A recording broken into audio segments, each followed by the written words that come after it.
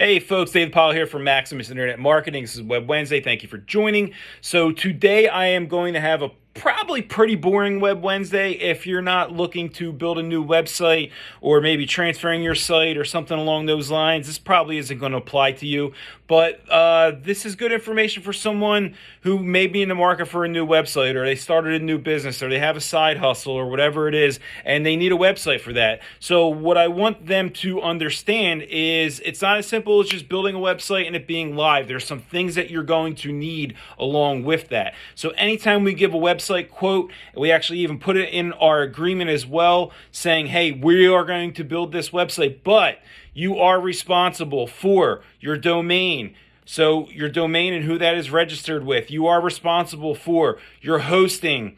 So who we are going to host that website on, your SSL certificate, because you are going to need that to go for your site to be live and for it to work properly. And I'll explain that a little bit further. There's also some other things. You may want to look at automatic backups. You may want to look at virus protection and malware. These are some add-ons that you should do, but it's going to make your life easier if your site does get hacked or you do have a problem down the line. Super important to maybe have these things. So I'm going to get into this a little bit further. When I say your domain needs to be registered somewhere, you're going to want that. You're going to pick a website address. You're going to say, hey, I want this to be davedipollo.com or something along those lines, or whatever it is, your business name. And you're going to have to register that domain. So you're going to purchase that from a company that sells domains, and then that's going to be your register company, right? And you could do that. You could buy it for a year. You could buy it for 2 years, 3, I think maybe even up to 7 or 10 years. So you don't have to renew it every year, but you're going to need that every year. In addition to that, you're going to need hosting.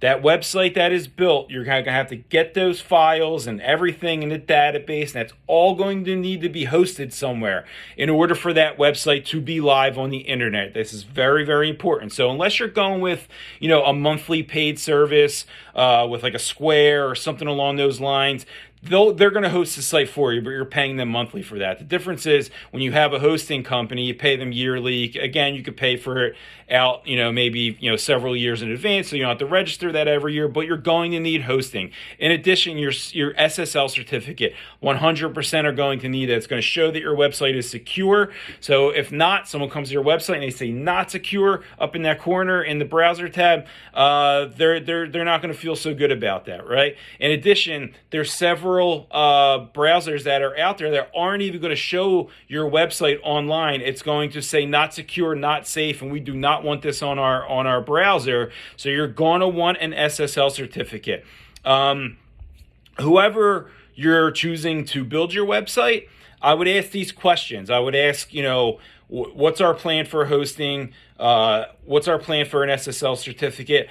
I like to recommend that all of these things be in one place. I like to recommend that whatever company you choose to do your domain, your hosting, and your SSL certificate, they should all be in the same place, in my opinion, because that's going to make your life easier. So then when you do ever have to get into that account, you can log in and everything is in there. You don't have to have, 3 different accounts, 3 different logins. That's how things get lost. I see this all the time when we're building a website for someone who may have had a previous company doing this, and then we have to fish together all these different things. Oh, here's my hosting login. Here's my domain login. And it's better to have all those things together. And then what we do when we build a website for someone is we'll set up all that stuff for them, but we want that in their name, because we never want to handcuff our clients or someone who trusts us to build a website for them and have that in our name or have that in our account. We want that stuff in their own account so that they have 100% total control of that. We would have a login, or we'd have a user login to get in there, but we want that stuff in their name, and you should want that too.